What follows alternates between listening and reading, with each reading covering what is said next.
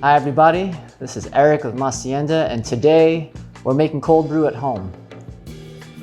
Cold brewing is a really great way to make cold coffee at home that emphasizes the deep, chocolatey, and full-bodied notes of the coffee of your choice. For that reason, our Dahlia blend is a great candidate for this because this brewing method will actually really lean into its cacao nib, toffee, and brown sugar notes.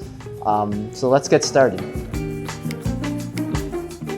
We're using a 10-to-1 ratio. We're technically kind of making a cold brew concentrate. If at the end of brewing this cold brew you feel it tastes too strong, you can always add water later. But if we don't brew it strong enough, you can't add more coffee or take away water at the end of this process. Lastly, we have a French press. First thing we'll do is place our coffee in the French press. Give it a little shake to even it out.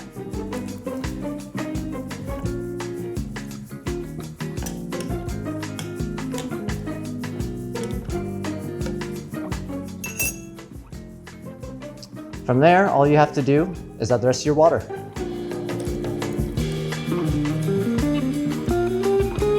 Now, we'll place the lid back on our French press and we'll put this in the fridge for 8 to 18 hours. When you're ready to serve, plunge the French press